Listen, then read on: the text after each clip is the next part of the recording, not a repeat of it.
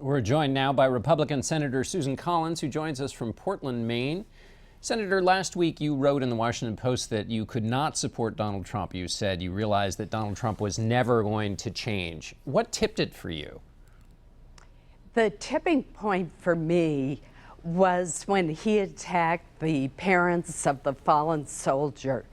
It was inexplicable to me that anyone, much less a presidential candidate, would not honor the sacrifice and empathize with a family who lost a son in war. Instead, he attacked them and attacked their religion. It was still a difficult decision for me because I'm a lifelong Republican and I wanted to and expected to be able to support our party's nominee. But the barrage of cruel comments and the attacks on people who were vulnerable and unable to fight back really troubled me. So what you've talked about is what some of his supporters would say is his kind of blunt way of behaving, what's going to be responsible for allowing him to shake up Washington. And he's not a lifelong politician, so maybe he's a little rough, but that comes with some good sides. So why are they wrong in making that case?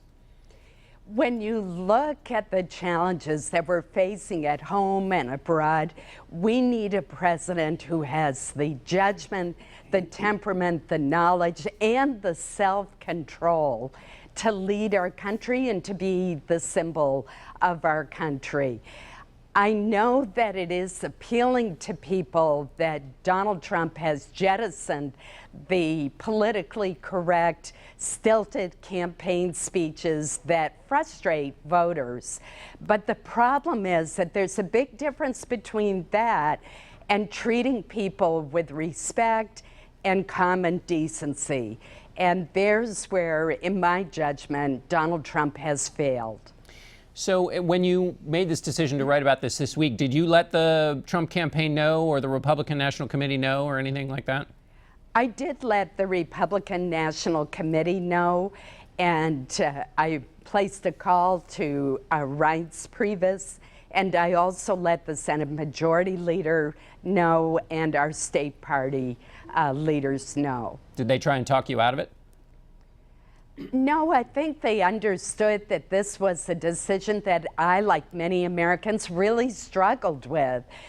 Donald Trump was not my choice in the primary, and I always expected that he would evolve and change and that we would see a new Donald Trump after the primary.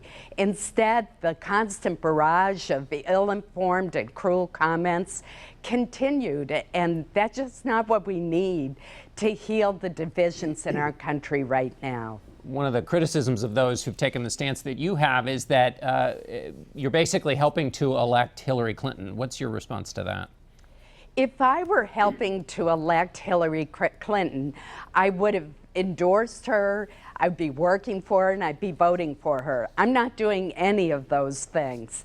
I unfortunately cannot support either major party candidate, and I'm taking a look at the Libertarian ticket because it's headed by two former Republican governors who are very successful governors. If Bill Weld were the head of that ticket, it would be an easier choice for me because I know him well and respect him a great deal. So I may go that route, or I may end up writing in the name of the person that I think is best qualified to be our next president.